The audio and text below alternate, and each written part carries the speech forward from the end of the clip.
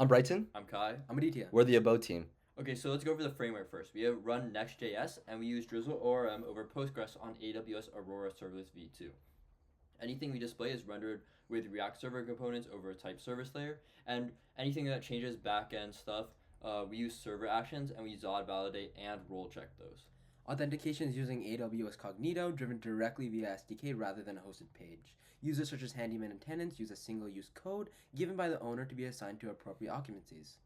Now onto the owner page. As you can see here, the first thing the owner will see is their dashboard, which is their portfolio at a glance, if you will. Next tab over is their properties page, where they're able to add properties and also see their existing ones. You can also have a map here where they can see all their properties, which is pretty cool. And then to add a property, we cross-check their address with Mapbox's geocoding, so we have no unverified addresses getting saved.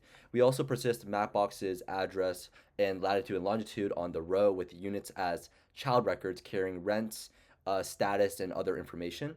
Onto the Fix It tab, we use a very simple request to resolution pipeline where a tenant submits a maintenance request with optional photos or videos where it's saved on an S3 bucket via a URL. And when the owner reviews open request and assigns a job to whatever handyman, a single server action handles everything in one atomic transaction.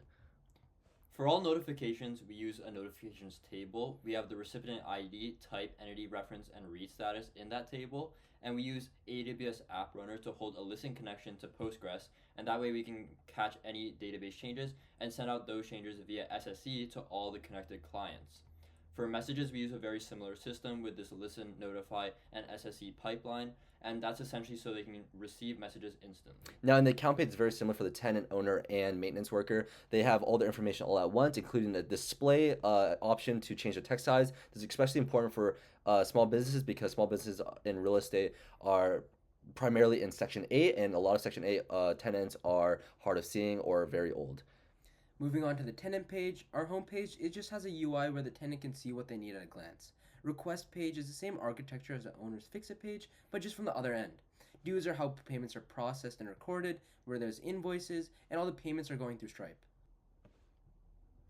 For the handyman page, we use a receipt-gated workflow. As you can see, all of the tiers here. And then we verify the flow. We verify each action at each step, so that way neither side can skip a step. So on the earnings page, we mark each of the tasks that the handyman has done, and then we mark it as completed, and we show the revenue on this page.